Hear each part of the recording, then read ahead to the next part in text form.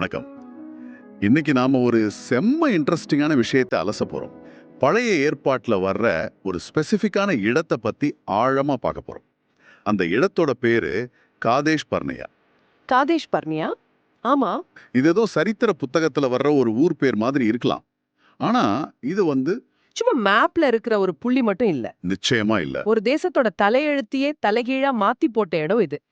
இஸ்ரவேலர்களோட பயணத்துல இந்த ஒரு இடம் மட்டும் ஏன் இவ்ளோ பெரிய தாக்கத்தை ஏற்படுத்துச்சு? அங்க அப்படி என்னதான் நடந்தது? வாங்க இத விரிவா பார்க்கலாம். இதுல ஒரு சுவாரஸ்யமான விஷயம் என்னன்னா, இந்த இடத்தோட பேர்லயே அதோட கதைக்கான ஒரு குறிப்பு ஒளிஞ்சிருக்கு. அப்படியா? ஆமா. நீங்க கொடுத்த குறிப்புகள்ல சொல்ற மாதிரி காதேஷ் பர்னியா அப்படிங்கிற பேரை அலைந்து திரியும் வனாந்தரத்தின் பரிசுத்த ஸ்தலம்னு புரிஞ்சுக்கலாம். ஓ! பாருங்க. ஒரே வார்த்தையில பரிசுத்தம்னும் இருக்கு, அலைஞ்சு துடியறதுன்னும் இருக்கு. இதுவே ஒரு பெரிய முரண்பாடு மாதிரி இல்லையா? இது ஒரு பரிசுத்தமான இடமா இருந்ததா? இல்ல சாபம் பிடிச்ச இடமா இருந்ததா? நல்ல கேள்வி. முதல்ல இந்த இடம் எங்க இருக்குன்னு நம்ம நேயருக்கு ஒரு ஐடியா கொடுத்துடலாம். நீங்க அனுப்பின கட்டுரைப்படி இது சீன் வனாந்தரத்துல. சாக்கடலுக்கு தென்மேற்கு பகுதியில. ஆமா, ஏதோம் தேசத்தோட எல்லையில இருந்திருக்கு. இது ஒரு பாலைவன பகுதி. இஸ்ரவேலர்கள் எகிப்திலிருந்து கிளம்பி வந்தப்போ இது அவங்களுக்கு ஒரு முக்கியமான தங்குமிடமா, ஒரு பேஸ் கேம்ப் மாதிரி இருந்திருக்கு. ஆமா. அது வெறும் ஒரு தற்காலிக முகாம் மட்டும் இல்ல. அவங்களுடைய 40 வருஷ பயணத்துல இது ஒரு மையப்புள்ளி மாதிரி செயல்பட்டிருக்கு. பலமுறை அங்க வந்து தங்கியிருக்காங்க. ம். மோசேவோட சகோதரி மிரியாம் இறந்து அடக்கம் செய்யப்பட்டதும் இந்த இடத்துல தான். அதனால இந்த இடம் அவங்களுடைய கூட்ட நினைவுகள்ல சந்தோஷம், துக்கம், வெற்றி, தோல்வின்னு எல்லா உணர்வுகளோடும் கலந்து பதிஞ்சு போயிருக்கு. இந்த இடத்துக்கு இவ்வளவு சரித்திரம் இருப்பது ஆச்சரியம்தான். ஆனா காதேஷ் பர்னேயான்னு சொன்ன உடனே எல்லாருக்கும் ஞாபகம் வர்றது இந்த மிரியாம் கதையோ இல்ல அது ஒரு முகாம்ங்கிறதோ இல்ல. இல்ல. அங்க நடந்த அந்த ஒரு பெரிய திருப்புமுனை சம்பவம் தான் இல்லையா? ஆனா அதுக்கு முன்னாடி இஸ்ரவேலர்கள் அங்கே தோல்வி அடையறதுக்கு பல வருஷங்களுக்கு முன்னாடியே இதே இடத்துக்கு ஒரு நல்ல பெயர் இருந்திருக்குன்னு உங்க குறிப்புகள் சொல்லுது. ஆமா. ஆதியாகமத்துல பார்த்தா அவங்களுடைய முப்பாட்டனான ஆபிரகாம் எதிரி ராஜாக்களோட ஒரு பெரிய கூட்டணியை எதிர்த்து போர் செஞ்சு ஜெயிச்ச இடம் இது. ஓகே. அது மட்டும் இல்லாம ஆபிரகாமோட மனைவி சாராளால கொடுமைப்படுத்தப்பட்ட ஆகார் தன் மகனோட தப்பிச்சு ஓடும்போது இதே காதேஷ் பகுதிக்கு அருகேதான் தேவனுடைய தூதனை சந்திச்சு ஆறுதலும் ஒரு வாக்குறுதியும் பெற்றாங்க. அப்போ ஆரம்பத்துல இந்த இடம் வெற்றி, பாதுகாப்பு, தெய்வீக தலையீடு நடந்த ஒரு நல்ல இடமா தான் இருந்திருக்கு. ஆமா. ஒரு நிமிஷம். இது எனக்கு கொஞ்சம் குழப்பமா இருக்கு. ஆபிரகாம் ஜெயிச்ச அதே இடத்துல, ஆகார் அடைக்கலம் கண்ட அதே பகுதியில, பல தலைமுறைக்கு பிறகு அவங்க சந்ததி ஒரு மிக கடுமையான தோல்விய சந்திக்குது. இது வெறும் தற்செயலானதா? இல்ல அந்த இடத்தோட முக்கியத்துவத்தை காட்டுறதுக்காக இப்படி எழுதப்பட்டிருக்கா? நீங்க என்ன நினைக்கிறீங்க? இது ஒரு அருமையான கேள்வி. இது தற்செயலானதுன்னு நான் நினைக்கல. இது நமக்கு ஒரு ஆழமான பாடத்தை சொல்லுது. ஒரு இடத்தோட புனிதம் அதோட மண்ணுலயோ கல்லிலயோ இல்ல. அங்கே வாழ்ற மக்களோட மனசுலயும் அவங்களுடைய நம்பிக்கையிலும் தான் இருக்கு. சரி. ஒரே இடம் ஆபிரகாமோட விசுவாசத்துக்கு வெற்றியின் களமா மாறுச்சு. ஆனா அவருடைய சந்ததியினரோட அவிசுவாசத்துக்கு அது தோல்வியின் சின்னமா மாறிடுச்சு. இடம் ஒண்ணுதான், ஆனா முடிவு வேற. சரி, இப்போ அந்த தோல்விக்கு வருவோம். அந்த முக்கியமான திருப்புமுனை நிகழ்வு. இஸ்ரேவேலர்கள் எகிப்துல இருந்து கிளம்பி வனாந்திரத்துல பயணம் செஞ்சு இப்போ வாக்களிக்கப்பட்ட தேசமான கானானோட வாசல்ல நிக்கிறாங்க. தலைமுறை தலைமுறையா கனவு கண்ட இடம். ஆமா, கைக்கு எட்டுற தூரத்துல இருக்கு. அப்ப மோசே ஒவ்வொரு கோத்திரத்துல இருந்தும் ஒருத்தர்னு மொத்தம் 12 பேரை அந்த நாட்டை வேவு பார்க்க அனுப்புறார். அந்த தருணத்தை கொஞ்சம் கற்பனை செஞ்சு பாருங்க. அவங்க பயணத்தோட உச்சகட்டம் அது. பல 100 வருஷ காத்திருப்பு முடிய போகுது. ஆமா. அந்த 12 பேர் திரும்பி வந்து என்ன சொல்ல போறாங்கன்றத பொறுத்து தான் அந்த லட்சக்கணக்கான மக்களோட எதிர்காலமே இருக்கு. பெரிய எதிர்பார்ப்பு, பதற்றம் எல்லாம் கலந்த ஒரு சூழல். ஆனா அவங்க திரும்பி வந்ததும் மொத்த சூழலும் தலைகீழா மாறுது. அந்த 12 பேர்ல 10 பேர் ஒரு பயங்கரமான நெகட்டிவ் ரிப்போர்ட்டை கொடுக்கறாங்க. ம். நிஜம்தான், அந்த தேசம் பாலும் தேனும் ஓடுற பூமி தான். ஆனா அப்படின்னு ஆரம்பிக்கிறாங்க. அந்த ஆனா தான் எல்லாத்தையும் மாத்துது. கரெக்ட். அங்க வாழ்ற மக்கள் பயங்கர பலசாலிங்க. அவங்க கோட்டைகள் எல்லாம் வானம் வரைக்கும் உயர்ந்து நிக்குது. அதுக்கும் மேல அங்க நீப்பிலிம்கள், அதாவது அந்த புராணங்கள்ல வர்ற பாதி தேவர்களும் பாதி மனிதர்களும் கலந்த ராட்சத இனம்னு சொல்லுவாங்களே அவங்க இருக்காங்க. அடா. அவங்க முன்னாடி நாங்க வெட்டுக்கிளி மாதிரி தான் தெரிஞ்சோம். நம்மால அவங்கள ஜெயிக்கவே முடியாது அப்படின்னு சொல்லி மொத்த ஜனங்களையும் பீதியில அழுத்திடுறாங்க. இந்த அறிக்கை ஏற்படுத்தின தாக்கம் ரொம்ப முக்கியமானது. அவங்க பார்த்தத, அதாவது உண்மையை தான் சொன்னாங்க. ஆனா அந்த உண்மையை பார்த்த கோணத்துல விசுவாசம் துளி கூட இல்ல. ஆமா, அவங்க ராட்சதர்கள். ஆனா தங்கள செங்கடலையே இரண்டாக பிளந்து நடத்திட்டு வந்த தேவனுடைய வல்லமைய அவங்க பார்க்க மறந்துட்டாங்க. இது ஒரு ரிஸ்க் அசஸ்மெண்ட் மட்டும் இல்ல, இது ஒரு ஃபேத் கிரைசிஸ். ஆனா கேலேப், யோசுவாங்கிற 2 பேர் மட்டும் வித்தியாசமா பேசுறாங்க. அவங்க சொல்றதுல உண்மை இருக்கு, சவால்கள் பெருசுதான். ஆனா கடவுள் நம்ம கூட இருக்காரு. ம். அவர் நமக்கு அந்த தேசத்தை கொடுப்பேன்னு வாக்கு கொடுத்திருக்காரு. அதனால அவங்களுக்கு பயப்படாதீங்க, நம்மால ஜெயிக்க முடியும்னு நம்பிக்கையோட பேசுறாங்க. இது ஒரு போர்ட் ரூம் மீட்டிங் மாதிரி தான். ஒரு பெரிய ப்ராஜெக்ட் வருது, ரிஸ்க் அதிகமா இருக்கு. 10 பேர் வேண்டாம், இது வேலைக்கு ஆகாது, நம்ம கம்பெனி மூழ்கிடும்னு ஒரு பெரிய பிரசன்டேஷன் குடுக்குறாங்க. ஆமா, 2 பேர் மட்டும் இல்ல, இதுதான் நம்மளோட அடுத்த கட்ட வளர்ச்சி, ரிஸ்க் எடுத்தாதான் ஜெயிக்க முடியும்னு சொல்றாங்க.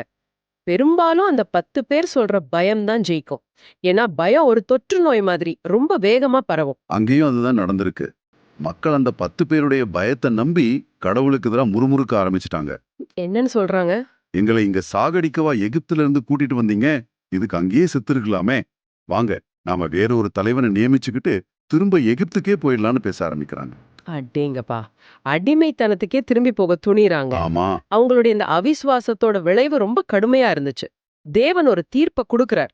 20 வயசும் அதுக்கு மேலயும் இருக்கிற அந்த தலைமுறையில. யோசுவாவையும் காலேபையும் தவிர. ஆமா, அவங்க 2 பேரையும் தவிர வேற யாருமே அந்த வாக்களிக்கப்பட்ட நாட்டுக்குள்ள நுழைய முடியாது. யார் யாரெல்லாம் பயந்து முறுமுறுத்தாங்களோ அவங்க எல்லாரும் இந்த வனாந்தரத்திலேயே செத்து போவாங்கன்னு சொல்லப்படுது. நினைச்சு பார்க்கவே கஷ்டமா இருக்கு. இன்னும் சில அடிகள் எடுத்து வச்சா வெற்றி. ஆனா அவங்களுடைய சொந்த பயமும் அவநம்பிக்கையும் அவங்கள கிட்டத்தட்ட 40 வருஷம் பின்னோக்கி தள்ளிடுச்சு. ஆமா.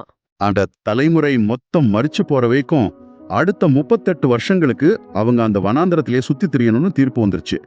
காதேஷ் பர்னியா வாக்குறுதியின் வாசல்ல இருந்து விரக்தியின் வனாந்தரத்துக்கு அவங்கள திருப்பி அனுப்பின இடமா மாறி போச்சு. சரி, கதை இதோட முடியல. வருஷங்கள் ஓடுது. அந்த பழைய தலைமுறை கொஞ்சம் கொஞ்சமா மரிச்சு ஒரு புதிய தலைமுறை வளர்ந்து நிக்குது. ம், இஸ்ரவேலர்கள் மறுபடியும் அதே காதேஷ் பர்னியாவுக்கு வராங்க. ஆமா. இந்த தடவை வேற ஒரு பிரச்சனை. மக்களுக்கு தண்ணி தாகம். மறுபடியும் அதே பழைய பாட்டு. அதே முறுமுறுப்பு. மோசேக்கும் ஆரோனுக்கும் எதிரா முறுமுறுக்க ஆரம்பிக்கிறாங்க. எங்களை இந்த கொடிய வனாந்தரத்துல சாகடிக்கவா கூட்டிட்டு வந்தீங்கன்னு அதே கேள்வியே கேக்குறாங்க. இத்தனை வருஷத்துல தலைமுறை மாறி இருக்கு, ஆனா அவங்க சுபாவம் மாறல. இது இன்னொரு சோதனை. ஆனா இந்த முறை தவறு செஞ்சது மக்கள் மட்டும் இல்ல, தலைமையும் இடறி போகுது. ஆமா. ஆனா மோசே பல வருஷமா மக்களோட முறுமுறுப்பை கேட்டு கேட்டு மனசுல ஒரு பெரிய விரக்தியோடையும் கோபத்தோடையும் இருக்காரு. மக்களை பார்த்து, கலகக்காரரே கேளுங்கள், நாங்க இந்த கண்மலையிலிருந்து உங்களுக்கு தண்ணீர் வரவழைக்கணுமா கோவமா கத்திட்டு ம். தங்கிட்ட இருந்த கோலால 2 தடவை ஓங்கி அடிக்கிறார். தண்ணி வந்துருச்சு. மக்களுக்கு தாகம் தீர்ந்தது. ஆனா ஒரு பெரிய தவறு நடந்துருச்சு. பேசுன்னு சொன்னா ஏன் அடிச்சார்? இது ஏன் அவ்ளோ பெரிய தப்புன்னு பார்க்கப்படுது? இங்கதான் எனக்கு புரியவே இல்ல. 40 வருஷம் ஒரு மக்களை வழிநடத்தின தலைவர் மோசே, அவ்வளோ பொறுமையா இருந்தவரு, ஒரு நிமிஷம் கோவத்துல ஒரு பாறை அடிச்சிட்டார். அதுக்காக அவரோட ஜீவித லட்சியமான அந்த வாக்குத்தத்த நாட்டுக்குள்ள போகவே முடியாதுன்னு சொல்றது ரொம்ப கடுமையா தெரியலையா? கரெக்ட். இதுல நாம பார்க்க தவறுற வேற ஏதோ விஷயம் இருக்கா? நிச்சயம் இருக்கு. இது அந்த செயல மட்டும் பற்றியதில்ல, அந்த செயலுக்கு பின்னாடி இருந்த மனநிலைய பற்றியது. முதலாவதா, இது நேரடியான கீழ்ப்படியாமை. பேசுங்கிறது கட்டளை. அடுத்தது மீறுதல். சரி.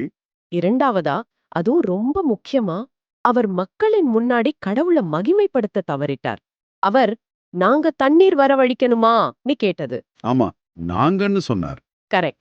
அந்த அற்புதத்தை செய்யறது அவரும் ஆரோனும் தாங்கிற மாதிரி ஒரு தோற்றத்தை ஏற்படுத்துச்சு. அது தேவனுடைய வல்லமைய காட்டாம மனித கோபத்தையும் அதிகாரத்தையும் காட்டுற மாதிரி ஆயிடுச்சு. ஓ, அப்போ இது தலைவர்களோட பொறுப்பு எவ்வளோ பெருசுங்கிறத காட்டுது. லட்சக்கணக்கான மக்கள் அவங்கள பாக்குறாங்க. அவங்களுடைய ஒவ்வொரு செயலும் கடவுளை பத்தின ஒரு செய்திய மக்களுக்கு கொடுக்குது. சரியா சொன்னீங்க.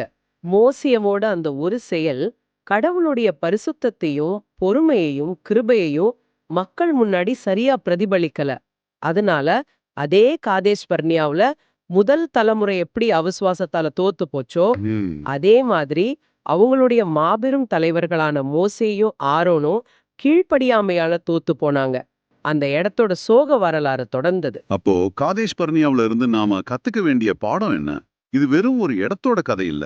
அது அவிசுவாசம், கீழ்ப்படியாமை, முறுமுறுப்பு, வாய்ப்புகளை தவற விடுறதுன்னு பல விஷயங்களோட ஒரு சின்னமாவே மாறிடுச்சு. ஆமா, அதனாலதான் பல வருஷங்களுக்கு பிறகு எழுதப்பட்ட சங்கீதம் 95ல கூட அன்று காதேஷில் நடந்தது போல உங்கள் இருதயத்தை கடினப்படுத்தாதீர்கள்னு ஒரு எச்சரிக்கையா அந்த நிகழ்வு சுட்டிக்காட்டப்படுது. ஓகே. புதிய ஏற்பாட்டுல எபிரேயர் புத்தகம் கூட இந்த சம்பவத்தை மேற்கோள் காட்டி விசுவாச குறைவான இருதயம் கொள்வதற்கு எதிரா ஒரு சக்தி வாய்ந்த பாடமா இத பயன்படுத்துது. நீங்க அனுப்புன கற்பனை இறுதியா சொல்ற மாதிரி நாம் அந்த இஸ்ரவேலர்களோட அவிசுவாசத்தை பின்பற்றாம சவாலான நேரங்கள்ல யோசுவாவும் காலேபும் காட்டின அந்த விசுவாசத்தை காட்டணுங்கிறது தான் இதோட மையச் செய்தி. ஆமா, அந்த பாடத்தை இன்னும் கொஞ்சம் ஆழமா பார்க்கலாம். காதேஷ் பர்னேயா ஒரு தனிநபரோட விசுவாசத்தை மட்டும் சோதிக்கல. அது ஒரு கூட்டத்தின் மனநிலைய, ஒரு குரூப் திங்க் எப்படி ஒரு பிரகாசமான எதிர்காலத்தையே சிதைக்க முடியுங்கிறத காட்டுது. ம். 10 பேருடைய பயம் 2 பேருடைய நம்பிக்கையை விட ரொம்ப சத்தமா ஒலிச்சது. இது தலைமைக்கு மட்டும் பாடம் இல்ல. ஒரு சமுதாயத்தோட ஒவ்வொரு உறுப்பினருக்கும் இது ஒரு பாடம். சுருக்கமா சொன்னா காதேஷ் பர்னேயா ஒரு தேர்வு களம். அங்கே விசுவாசம் சோதிக்கப்பட்டு ஒரு தலைமுறையோட தலைவிதி தீர்மானிக்கப்பட்டது.